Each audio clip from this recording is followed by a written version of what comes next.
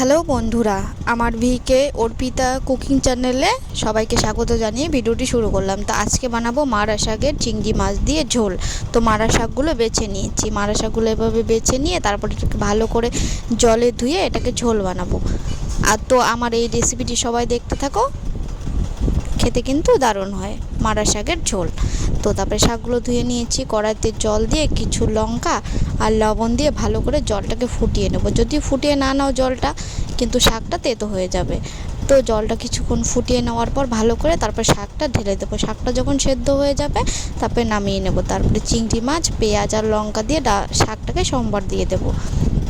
সেদ্ধ করার সময় ভালো করে সেদ্ধ করে নেবে, পরে কিন্তু সম্বার দেওয়ার সময় বেশি জাল করবে না। তো তেল আর লঙ্কা আর চিংড়ি মাছটা দিয়ে আর কুচনো পেঁয়াজ দিয়ে তারপরে শাকটাকে সম্বার দিয়ে নেব। এভাবে বাড়িতে বানিয়ে দেখো, দারুণ খেতে হয়, কিন্তু তেতেও হবে না এভাবে বানালে। তো আমার এই রেসিপিটি তোমার যদি ভালো লেগে থাকে তাহলে অবশ্যই লাইক কমেন্ট করে দিবে, আর আমার ইউটিউব চ্যানেলে সবাই সাবস্ক্রাইব করে দেবে।